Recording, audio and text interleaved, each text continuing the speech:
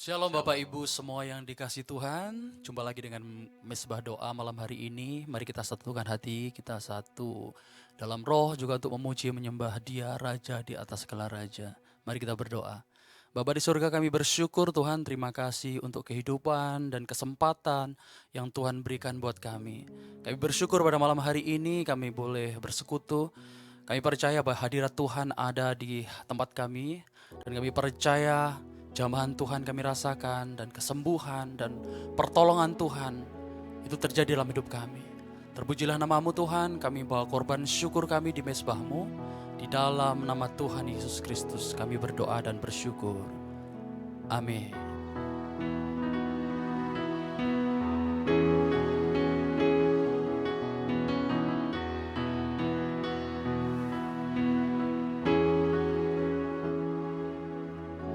Saat ku masuk ke hadirat-Mu, ku tersungkur dan sembah-Mu. Ku persembahkan korban syukurku yang terbaik bagimu. Bersama-sama saat ku masuk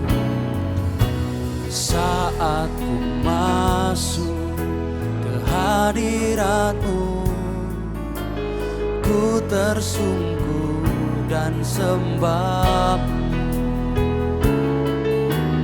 Ku persembahkan korban syukurku yang terbaik bagimu.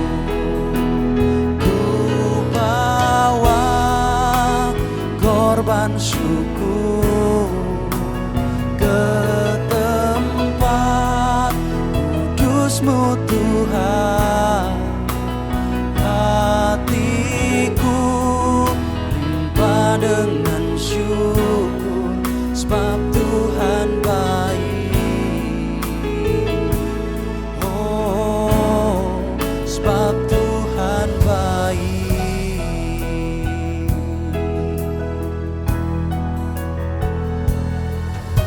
Saat ku masuk ke hadirat-Mu,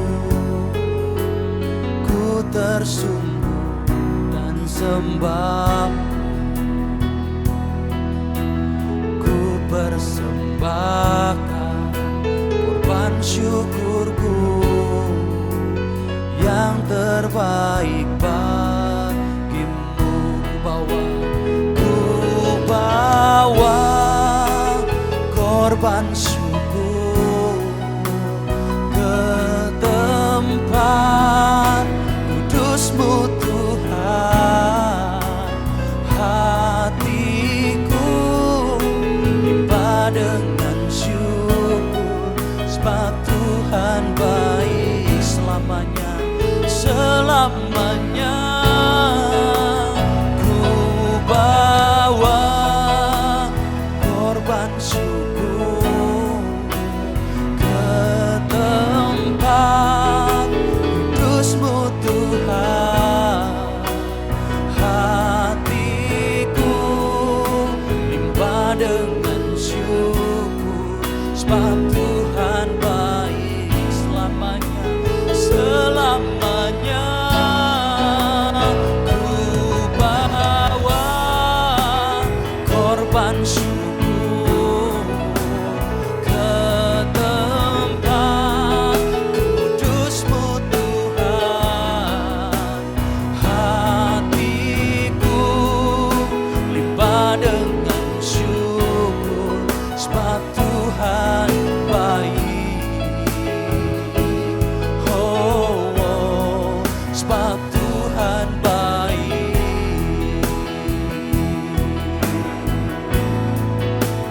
Ku bawa korban syukur ke tempat kudus-Mu Tuhan.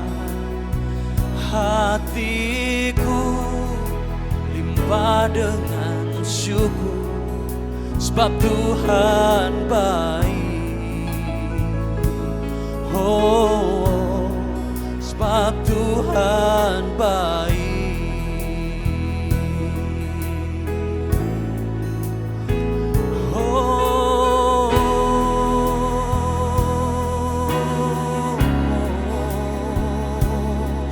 Sebab Tuhan baik selamanya, selamanya. Oh, kami bawa korban syukur di tahta-Mu Tuhan. Syakarala bayarala bayarala masyakarala. Terima kasih Yesus, Engkau baik bagi kami selamanya. Engkau baik. Shekatakarala bashekarala batakarara. Oh, terima kasih Tuhan buat anugerah-Mu, buat kebaikan-Mu. Engkau baik. Shakatakarala bashekatakara pa pa pa pa pa pa pa pa pa pa pa pa pa pa pa pa pa. Shakarala masyakarala bayarala masyakarala. Shakarata karala mo. Shakarala mayarala mayarala masy. Oh, kami naikkan syukur kami, kami naikkan syukur kami. Engkau Allah yang baik. Oh,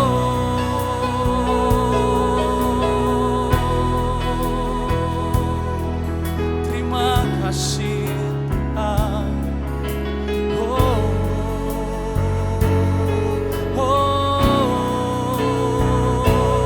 haleluya. Thank you Lord Jesus.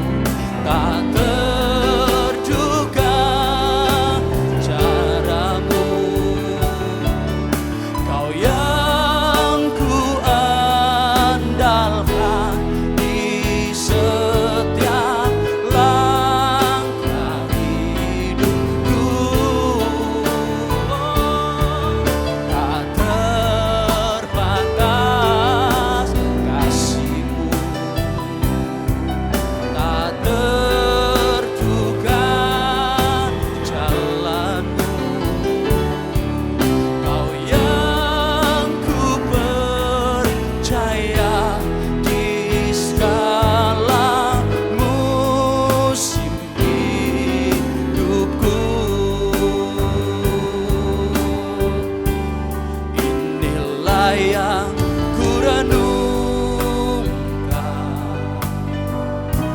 setiap waktu. Nyanyian pujian dan pengagungan kepadamu.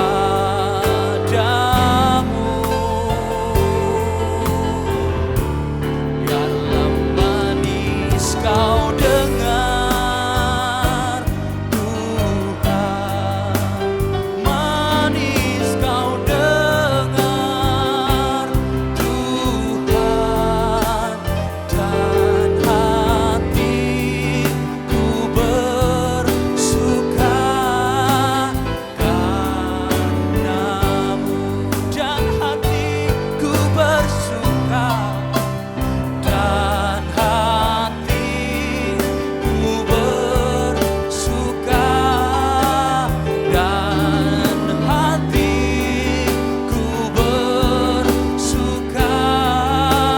dan hatiku bersuka, dan hatiku bersuka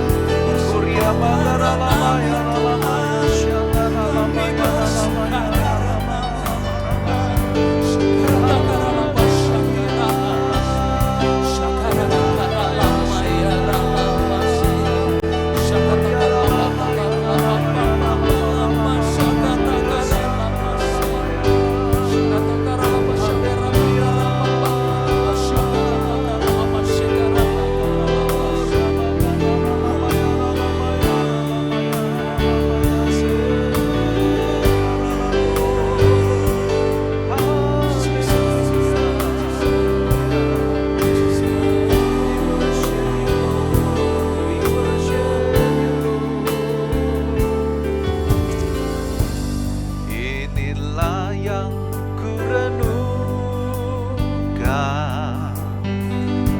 setiap waktu. Nyanyian pujian dan pengagungan kepadamu. Biarlah manis kau dengar Tuhan, manis kau dengar Tuhan, dan hatiku bersuka karenamu. Sekali lagi mari kita angkat pujian ini, katakan, inilah yang ku renungkan setiap waktu. Nyanyian pujian dan pengagungan kepadamu. Biarlah manis kau dengar, kau dengar Tuhan, manis kau dengar Tuhan, dan hatiku bersuka karenamu, dan hatiku bersuka Tuhan, dan hatiku dan hatiku bersuka, dan hatiku bersuka.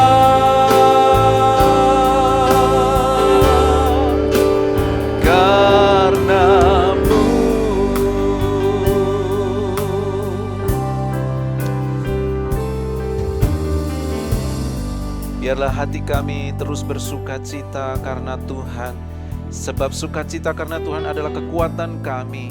Biarlah itu yang terus ada di dalam hidup kami, jiwa dan roh kami ya Tuhan. Pujian dan penyembahan, pengagungan hanya kepadamu Tuhan Yesus. Terima kasih Tuhan Yesus, terima kasih. Di kesempatan ini kami boleh sama-sama kembali ada di mesbah doa ini. Biarlah Tuhan, Engkau terus bertahta di dalam kehidupan kami. Kasih karunia-Mu terus nyata di dalam setiap kami.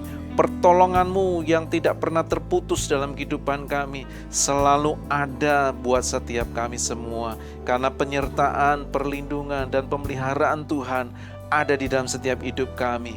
Terima kasih Tuhan Yesus, terima kasih. Biarlah hari ini Engkau menjumpai kami, bukan hanya lewat doa, pujian, dan penyembahan kami, namun Engkau juga menjumpai kami lewat firman-Mu. Engkau berbicara buat setiap kami, menyampaikan isi hati-Mu Tuhan. Terima kasih Tuhan Yesus, terima kasih Bapa. Kami siapkan hati kami, hidup kami, untuk kami menerima firman-Mu hari ini. Di dalam nama Tuhan Yesus, haleluya. Sama-sama kita katakan, amin. Shalom. Saudara, kembali kita jumpa di mesbah doa hari ini dan kita mau sama-sama merenungkan firman Tuhan. Dan sebelum kita merenungkan firman Tuhan, saya boleh cerita sedikit ya pengalaman saya. Pada waktu saya masih kecil, kurang lebih di usia di kelas 5 atau 6 SD ya. Di rumah saya itu, di rumah kita itu ada papa saya, ayah saya punya usaha printing kalau sekarang namanya ya. Kalau dulu namanya sablon. Ya. Nah, ada usaha kecil-kecilan, sablon, dan di sana ada tukang sablonnya. Kita kenal namanya Mas Darto. Ya. Nah, kadang-kadang kita anak-anak ini kalau kita sudah selesai sekolah atau kita lagi libur, kita suka membantu di tempat sablon itu. Nah, suatu kali Mas Darto ini cerita tentang pengalaman dia pada waktu dia bersama dengan teman-temannya tuh lagi mendaki gunung, namanya Gunung Lawu. Ya. Nah, suatu kali mereka mendaki itu di malam hari, ya. Jadi suasana gelap karena dia akan menuju ke puncak gunung di sana dan diharapkan nanti sampai di tempat puncak itu udah pagi fajar. Nah, suatu kali satu kelompok mereka mendaki gunung bersama teman-teman. Saat mereka mendaki, tiba-tiba turun kabut yang tebal. Nah, semua rombongan sama ketua rombongannya diminta untuk berhenti. Ya, mereka istirahat, mereka duduk di sana menunggu kabut itu tipis dan hilang sehingga mereka bisa berjalan lagi. Nah, pada saat kabut masih tebal ya,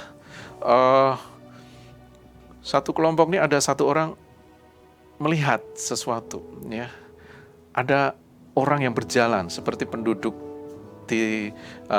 setempat. Dia jalan dengan sangat cepat ya, melewati mereka gitu ya.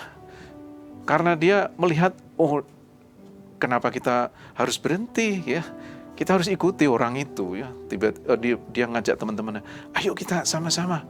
Ya, tapi ketua tim bilang, kita duduk dulu, diam dulu ya. Nah, mereka nunggu cukup lama, kabut itu tebal. Dan Mas Darto ini cerita, begitu kabut itu sudah mulai tipis, sudah mulai hilang pelan-pelan, mereka melanjutkan lagi perjalanan. Ya. Nah, saat mereka melanjutkan perjalanan, ketua tim tadi kasih tahu, iya, lihat tempat kabut yang dimana tadi orang itu berjalan. Ya. Waktu mereka lihat sama-sama ke depan, ternyata di sana adalah jurang, saudara. Ini bukan cerita mistis, tapi saya cerita pengalaman apa yang dialami oleh teman-teman di waktu itu. Nah, saudara, kadang-kadang kita itu sama-sama seperti cerita yang kita dengar ya. Dunia itu seperti menggambarkan seperti tadi, ya, keadaan dunia ini buta arah ya, karena kurang informasi ya. Bukan karena kurang informasi, tapi karena tidak ada terang yang menuntun jalan Ya, dunia membutuhkan jalan yang disiapkan dan terang yang menuntun. Dua hal yang menjadi tugas gereja dan tugas saudara dan saya sebagai orang percaya. Ya, karena orang-orang sering mengira bahwa ada jalan yang disangka orang lurus, namun ujungnya menuju maut. Ya, seperti orang yang tadi melihat penampakan, ada yang berjalan menuju kabut, tapi kalau itu diteruskan, ujungnya menuju maut. Saudara, kadang-kadang kita di hari-hari ini kita melihat bahwa dunia itu seperti tidak memiliki arah. Kita melihat keadaan dunia ini sedang menuju sesuatu yang tidak menentu. Tapi kita mau belajar bahwa di tengah-tengah keadaan seperti ini, dunia sedang membutuhkan jalan yang disiapkan dan terang yang menuntun. Sehingga ini menjadi tugas saudara, tugas kita sebagai gereja dan sebagai orang percaya untuk kita tidak membiarkan ada jiwa-jiwa yang berjalan menuju maut, jiwa-jiwa yang akan mati dan binasa. Nah saudara, hari ini kita mau merenungkan firman Tuhan dari satu perkataan atau firman Tuhan yang diucapkan oleh Nabi Yesaya, dan yang kedua adalah yang diucapkan oleh Yesus, yang berbicara dengan bahasa yang berbeda tapi pesannya yang sama. Ya, kalau Yesaya mengatakan nanti ada jalan yang dipersiapkan bagi Tuhan, dan Yesus mengatakan terang dunia. Yuk kita baca dulu ya di dalam Yesaya. Ini ayat kita untuk kita baca bersama-sama. Yesaya pasalnya yang ke-40. Saudara siapkan buka Alkitab saudara. Ya, Yesaya pasalnya yang ke-40 ayat 3 sampai 5. Yesaya 40 ayat 3 sampai 5. Yuk sama-sama kita dengarkan firman Tuhan ini. Silakan dibacakan. Yesaya 40 ayat 3 sampai 5, demikian puji firman Tuhan. Ada suara yang berseru-seru, persiapkanlah di padang gurun jalan untuk Tuhan. Luruskanlah di padang belantara jalan raya bagi Allah kita. Setiap lembah harus ditutup, dan setiap gunung dan bukit diratakan. Tanah yang berbukit-bukit harus menjadi tanah yang rata, dan tanah yang berlekuk-lekuk menjadi dataran. Maka kemuliaan Tuhan akan dinyatakan, dan seluruh umat manusia akan melihatnya bersama-sama. Sungguh Tuhan sendiri telah mengatakannya. Haleluya. Yuk kita buka lagi di dalam Matius pasal 5. Ini perkataan Tuhan Yesus. Matius pasal 5 ayatnya yang ke-13 sampai ayatnya yang ke-16. Kita baca lebih dulu ya, dua firman Tuhan ini, dua ayat ini. Matius 5 ayat 13 sampai 16, demikian bunyi firman Tuhan, yaitu tentang garam dunia dan terang dunia. Kamu adalah garam dunia. Jika garam itu menjadi tawar, dengan apakah ia diasinkan? Tidak ada lagi gunanya selain dibuang dan diinjak orang. Kamu adalah terang dunia. Kota yang terletak di atas gunung tidak mungkin tersembunyi. Lagi pula, orang tidak menyalakan pelita itu dan meletakkannya di bawah gantang, melainkan di atas kaki dian, sehingga menerangi semua orang di dalam rumah itu. Demikianlah hendaknya terangmu bercahaya di depan orang, supaya mereka melihat perbuatanmu yang baik dan memuliakan Bapamu yang di surga. Amin. Amin. Ya.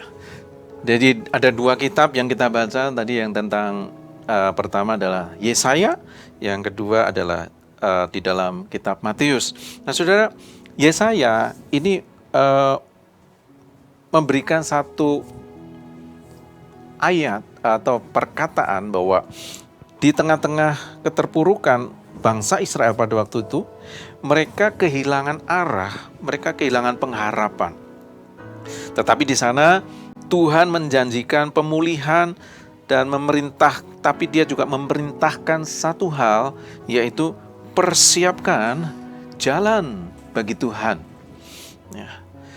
Dan perkataan Yesaya itu dicatat, dan beratus-ratus tahun kemudian, ya, Yohanes Pembaptis menghidupkan kembali apa yang dikatakan oleh Yesaya sebelum Yesus datang. sebelum Yesus memulai pelayanannya di muka bumi. Dan lewat Matius pasal 5, Yesus memberikan satu kurang lebih mandat yang sama dengan bentuk yang baru, ya.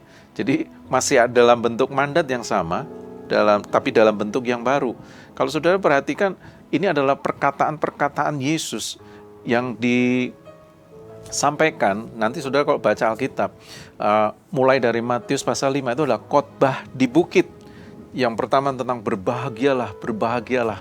Nah, pada perikop yang kedua, kita baca di sini, dikatakan, kamu adalah garam dan terang dunia.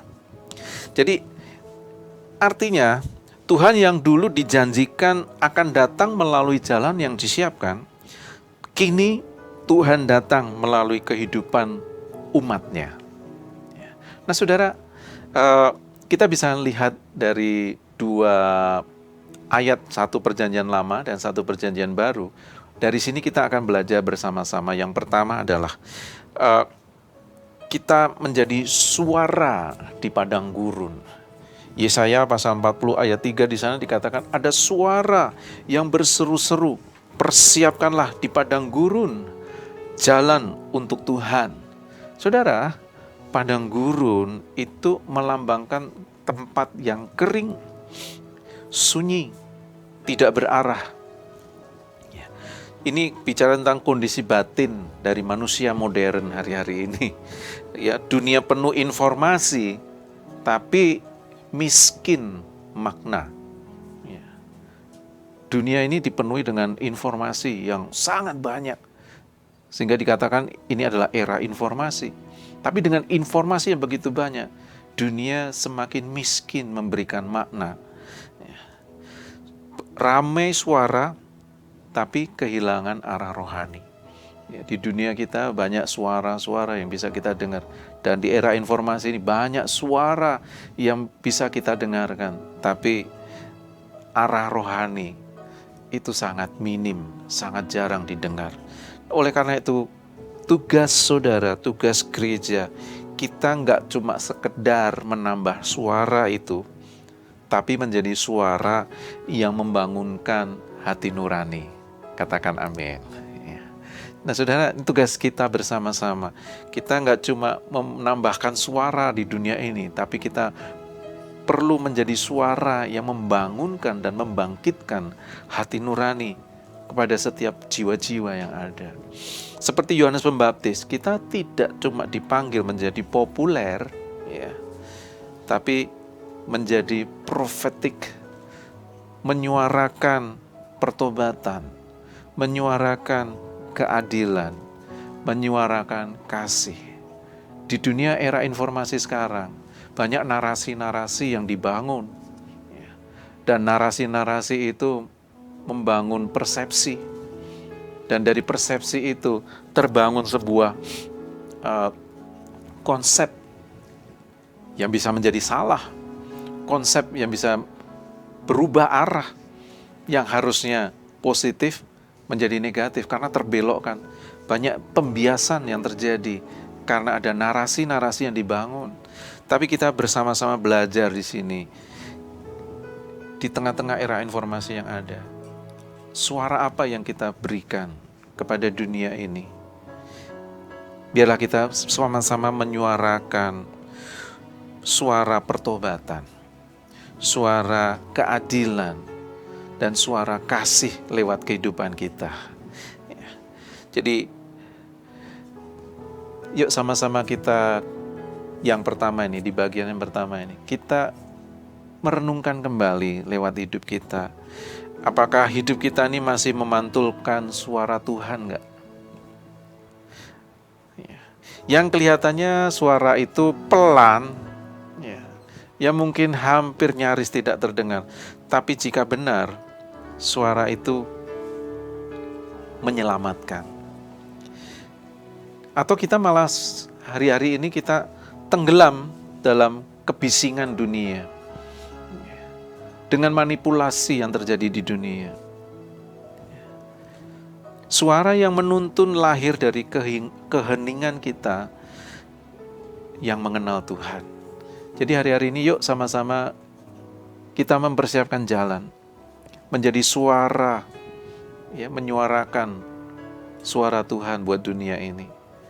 Dan semua itu dibangun lewat keheningan kita dalam pengenalan akan Tuhan. Dan sebelum dunia bisa mendengarkan suara kita, dunia harus lebih dulu mendengar, ya, suara-suara doa kita. Hari-hari ini yuk sama-sama kita kembali dalam kehidupan kita. Jika kita mendengar banyak hal di dunia ini yang terjadi, kita tenggelam gak dengan informasi yang ada? Tapi apakah dengan informasi itu kita bisa menaikkan doa-doa kita buat generasi kita, buat tempat pekerjaan kita, buat keluarga kita, buat lingkungan kita, buat orang-orang yang kita kenal, yang kita berinteraksi setiap hari. Biarlah sama-sama kita menjadi satu kebiasaan buat kita. Pada waktu kita mendengar informasi yang ada, informasi itu menjadi suara doa di dalam hati kita. Amin, saudara. Jadi kalau kita lihat berita, kita baca apa yang ada dan terjadi saat ini, bahkan mungkin viral di tengah-tengah kehidupan kita, kita bisa menyikapinya dengan kita belajar mendoakan. Dan lewat apa yang kita doakan, kita bisa kemudian memantulkan suara-suara doa kita dengan kehidupan kita, sehingga kehidupan kita memantulkan suara-suara Kristus kepada orang-orang di sekeliling kita. Nah, yang kedua, di sana dikatakan meratakan jalan bagi Tuhan. Yesaya pasal 40 ayat 4. Setiap lembah harus ditutup, setiap gunung dan bukit yang tinggi diratakan. Di sini ada satu bahasa puitis atau bahasa simbolis dan disampaikan oleh Yesaya. Ada bahasa-bahasa profetik di situ. Ada lembah, ada gunung, ada jalan berliku, ya, ada jurang. Ya. Jadi ini ada makna-makna simbolis. Lembah ini bicara tentang keputusasaan, rasa rendah diri, rasa tidak berharga, luka di dalam kehidupan kita. Gunung ini bicara tentang apa? Kesombongan, tempat yang tinggi, ya, tinggi hati, ego, ambisi pribadi, ya, kepentingan-kepentingan diri sendiri. Ya. Jalan yang berliku, ini bicara tentang hidup yang tidak konsisten, kehidupan yang tidak jujur, manipulatif.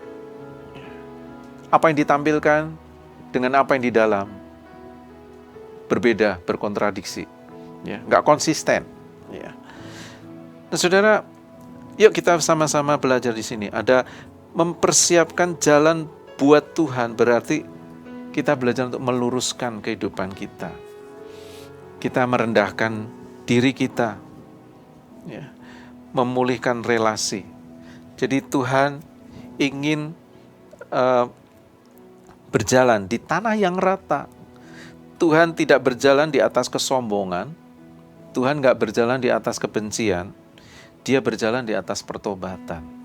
Hari-hari ini meratakan jalan buat Tuhan. Kita meratakan kehidupan kita.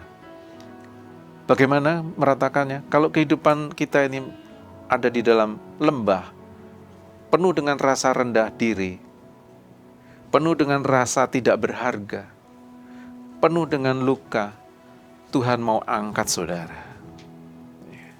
Tapi kalau saudara hidup di dalam kesombongan, narsisme, ego, ambisi, kepentingan diri sendiri, Tuhan mau kita ratakan. Tuhan mau kita buang kesombongan. Tuhan mau kita buang narsisme kita. Tuhan mau buang keegoan kita, keakuan kita. Nah, saudara, yuk sama-sama mempersiapkan jalan. Kalau kehidupan kita penuh dengan manipulasi, tidak konsisten, kita nggak jujur, nggak cuma jujur terhadap orang lain, tapi kita nggak jujur dengan diri kita sendiri. Yuk hari ini kita ratakan jalan kehidupan kita buat Tuhan, karena Tuhan mau berjalan melaluinya. Kalau saudara lihat seorang presiden akan melakukan kunjungan, biasanya pemerintah daerah, ya, mereka akan mempersiapkan yang terbaik. Karena ada kepala negara yang akan datang. Semua rintangan disingkirkan. Ya. Jalan-jalan yang berlubang langsung cepat ditambal. Karena nanti Pak Presiden akan lewat. Ya. Kabel-kabel di pinggir jalan yang semrawut dirapikan. Karena apa? Karena Pak Presiden mau lewat. Banyak umbul-umbul dipasang, bendera merah putih dikibarkan. Karena apa? Karena Pak Presiden mau lewat. Nah saudara, kalau untuk pemimpin dunia aja, kita begitu menghormati dan mempersiapkan kedatangannya.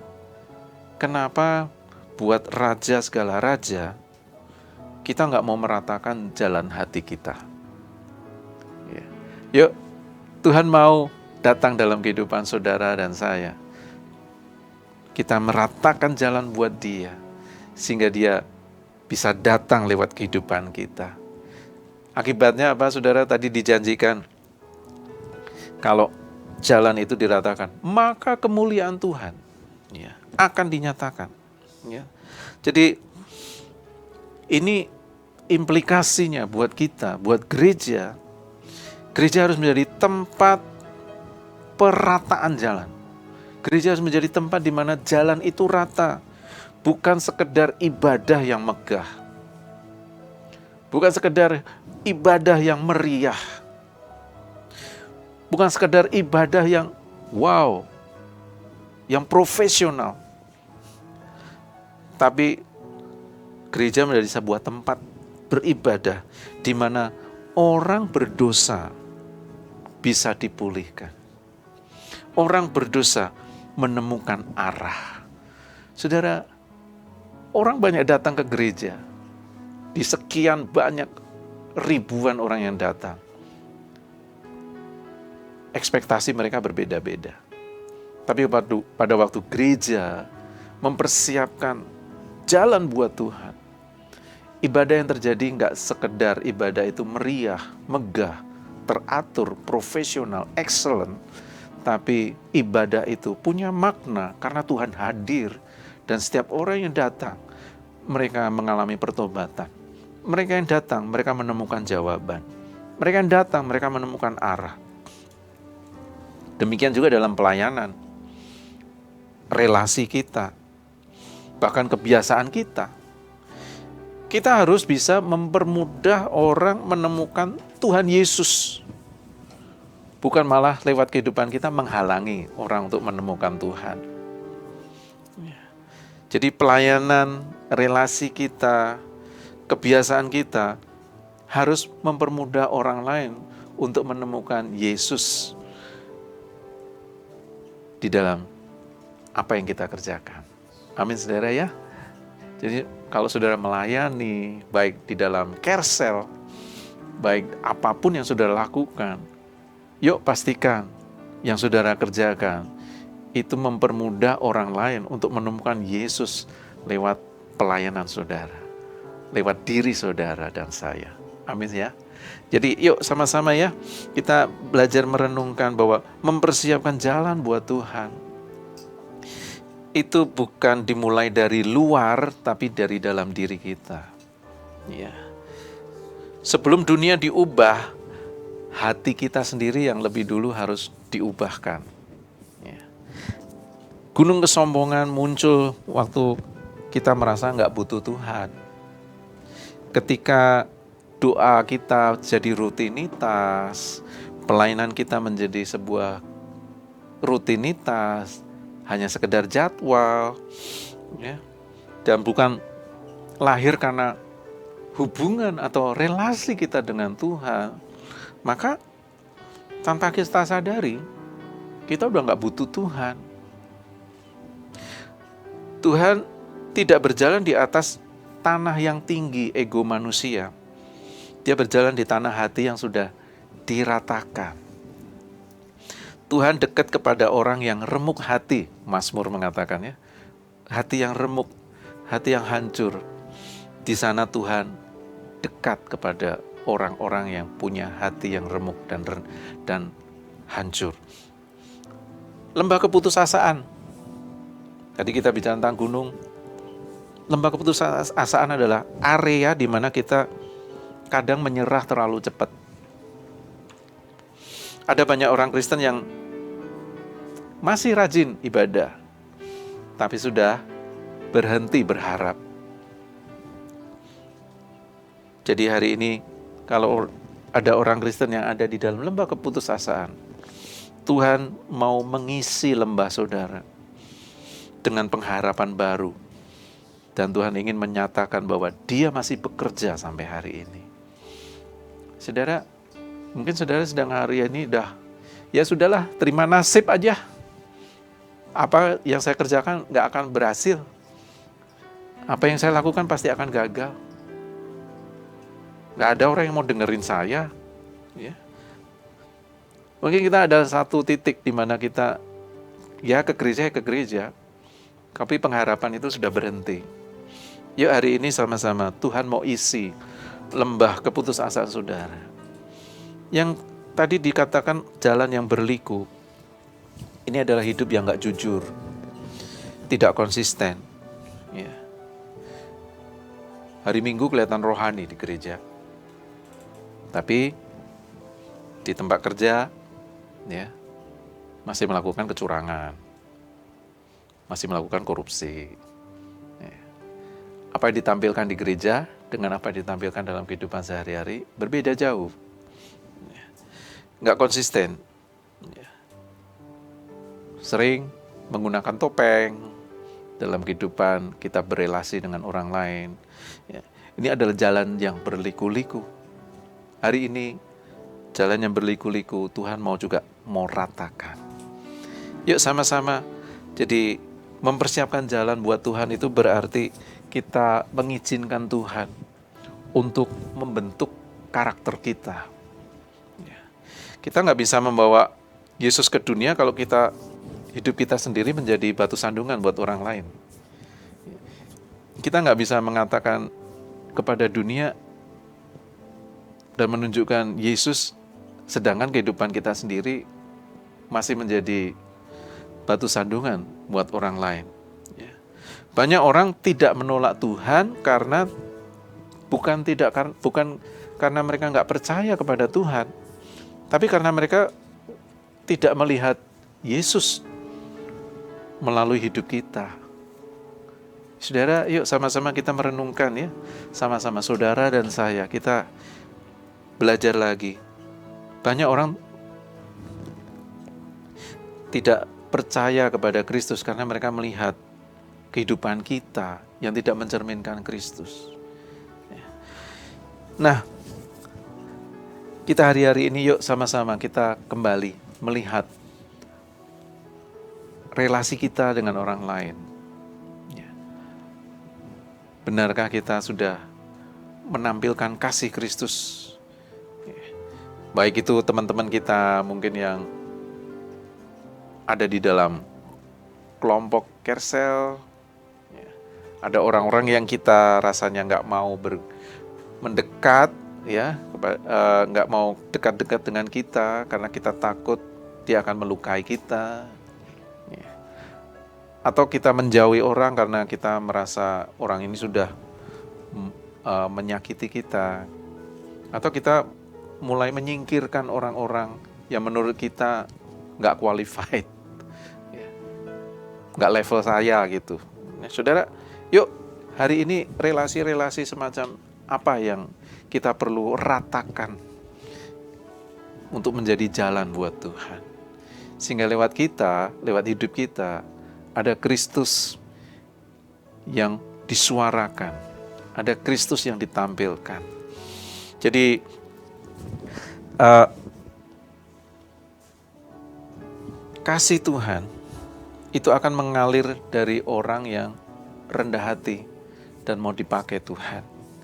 Kalau gereja, kalau kita mau menjadi saluran kasih Allah, kita harus belajar untuk merendahkan diri dan mengalirkan kasih itu kepada dunia, kepada orang-orang di sekitar kita.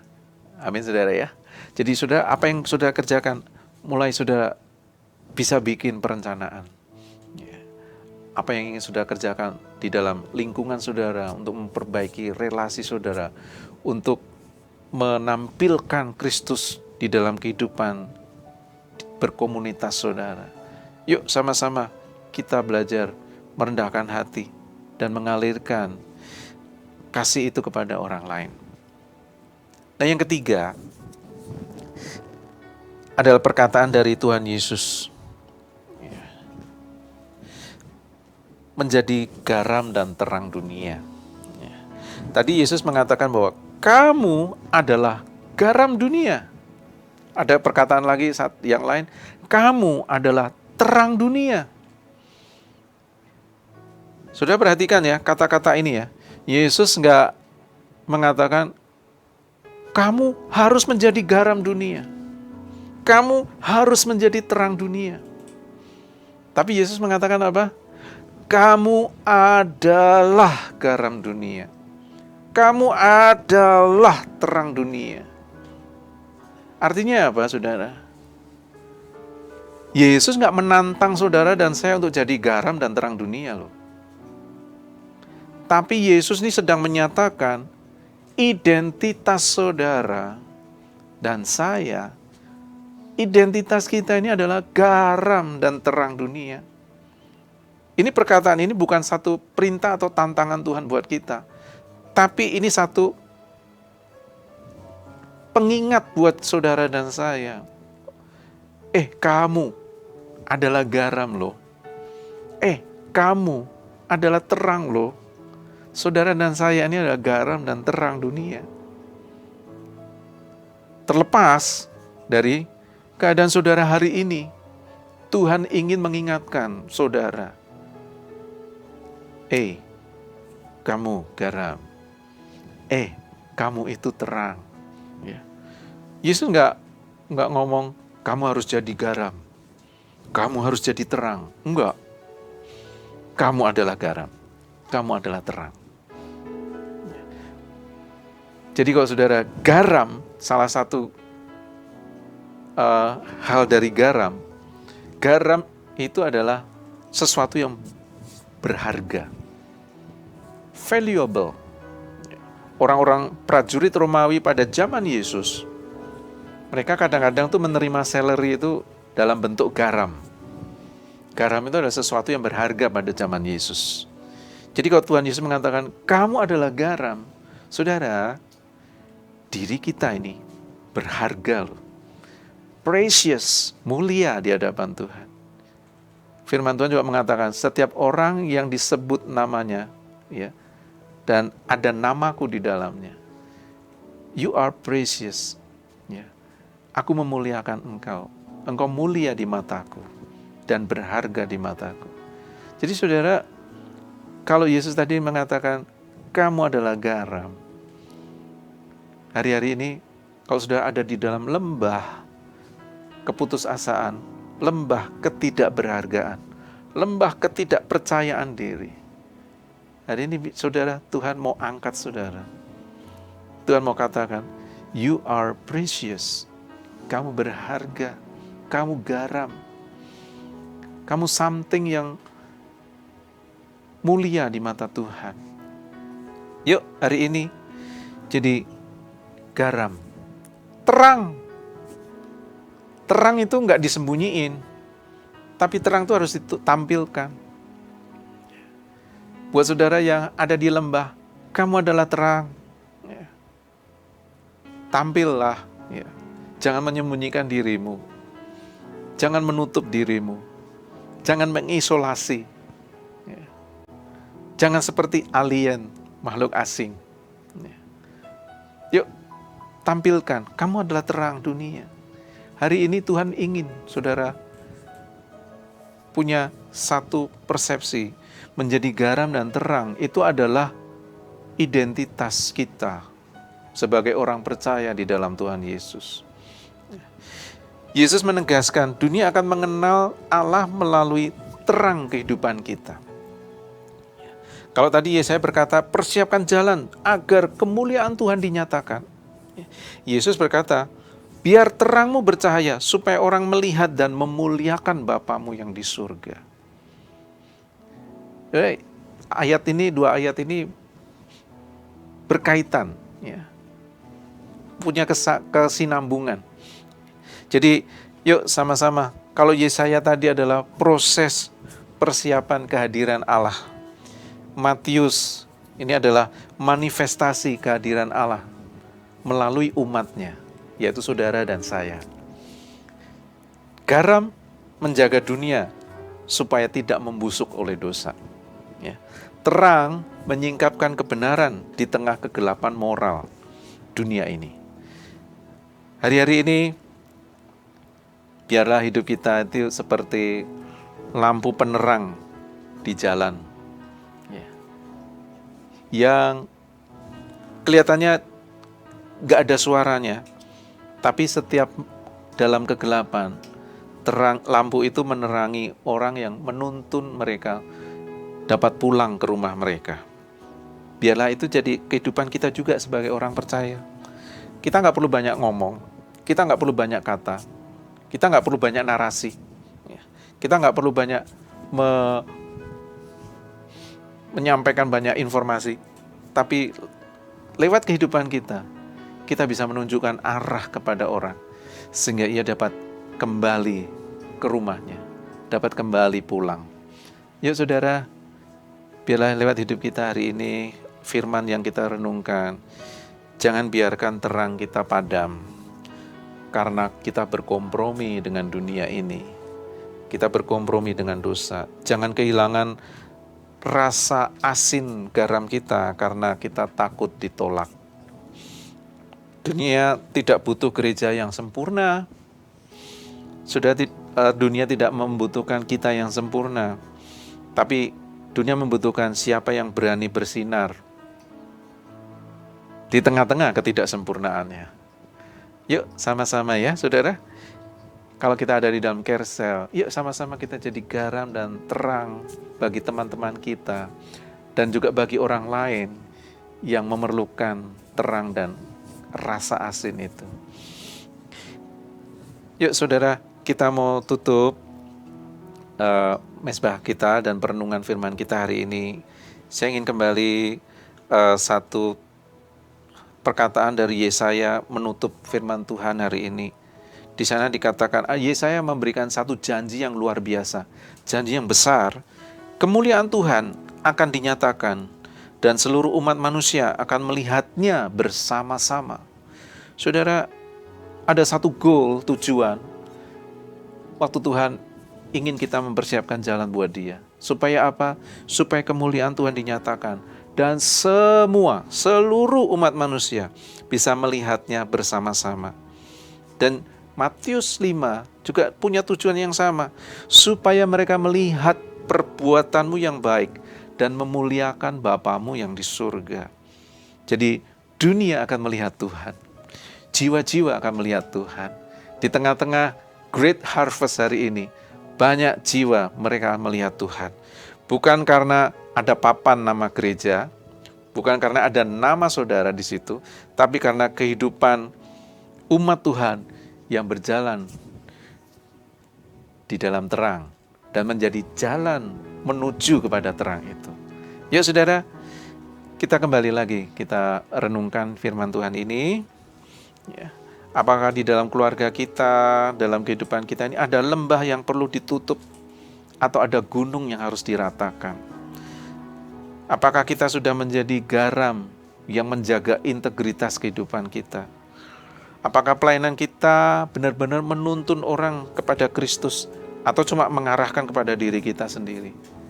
Yuk, hari ini kita merenungkan kembali dalam kehidupan kita, keluarga, pribadi, pelayanan, sama-sama bahwa ada rencana Tuhan supaya kemuliaan Tuhan dinyatakan dan banyak orang, semua orang memuliakan Bapa kita di surga.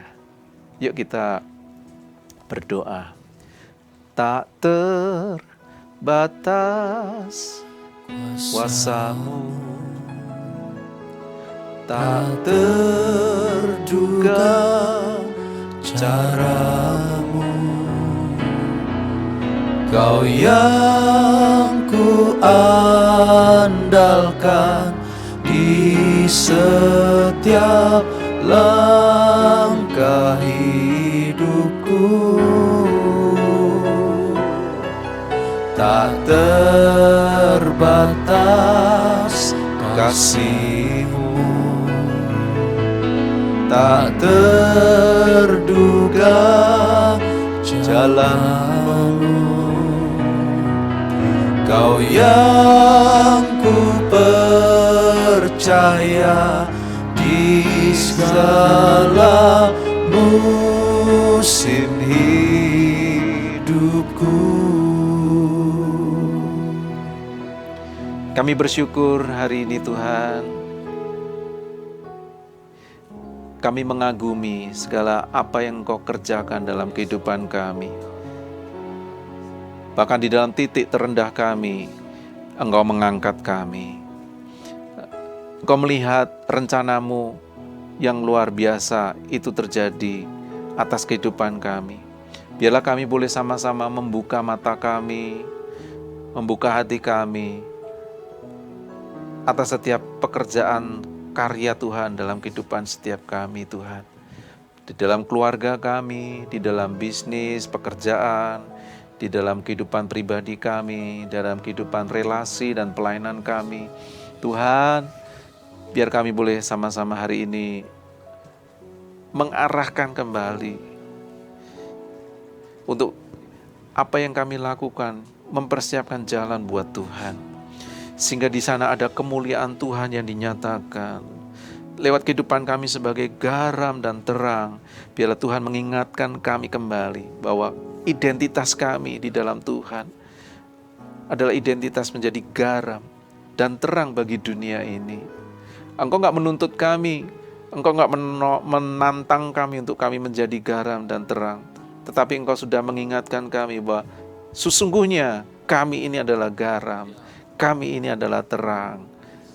Tuhan, Engkau terus menolong kami untuk kami benar-benar di dalam kehidupan kami pribadi, dalam pelayanan kami, dalam pekerjaan kami, setiap aspek kehidupan kami benar-benar memuliakan Bapa di surga. Sehingga setiap orang yang berinteraksi dengan kami, setiap orang yang melihat kehidupan kami, mereka melihat terang Kristus, mereka melihat kehidupan Kristus lewat hidup kami. Terima kasih Tuhan Yesus, terima kasih Kau menolong umat-Mu di dalam mesbah doa ini. Kau membawa mereka di dalam satu level yang lebih naik lagi di dalam Tuhan. Mereka terus semakin hari semakin mempersiapkan kehidupan mereka menjadi jalan bagi Raja kemuliaan Tuhan. Terima kasih Bapa, terima kasih. Kami mendoakan untuk teman-teman, untuk saudara-saudara, untuk jemaat kami yang mereka ada di dalam sakit penyakit, mereka di dalam pergumulan, mereka yang ada di dalam persoalan, kesulitan apapun. Tuhan Kau tolong mereka, Tuhan Kau jamah mereka yang sakit, disembuhkan di dalam nama Yesus. Apapun nama penyakitnya, cancer, apapun juga kami berdoa di dalam nama Tuhan, disembuhkan ya Tuhan. Terima kasih Tuhan Yesus, terima kasih. Mereka yang ada di dalam pergumulan, baik bisnis, pekerjaan, kesulitan ekonomi apapun juga, yang mereka tidak memiliki pekerjaan, Tuhan hari ini biar Engkau membuka pintu-pintu kesempatan buat mereka. Oh, buat mereka Tuhan melihat ada tingkap-tingkap di surga yang dibukakan, berkat Tuhan yang dicurahkan. Oh, mereka tidak berorientasi kepada yang lain, tapi mereka melihat ada Tuhan di sana yang membuka jalan buat mereka. Mereka memfokuskan pandangan mereka kepada pemberi berkat, bukan mencari berkat ya Tuhan. Terima kasih Tuhan Yesus, terima kasih. Mereka yang ada di dalam pergumulan relasi mereka yang buruk, di dalam keluarga, orang tua dengan anak, suami dengan istri. Oh, apapun juga Tuhan, persoalan-persoalan di dalam rumah tangga, di dalam keluarga mereka. Hari ini Tuhan, biarlah sama-sama hati yang bergunung-gunung, berbukit-bukit diratakan. Hati yang berlembah-lembah, Tuhan tutup menjadi tanah yang rata. Oh, yang berliku-liku Tuhan luruskan kembali. Hari ini Tuhan, biarlah setiap kami, setiap relasi Tuhan dipulihkan di dalam nama Tuhan Yesus. Terima kasih Bapa, terima kasih Tuhan Yesus. Kami mengucap syukur, berkati setiap umat-Mu dimanapun mereka ada.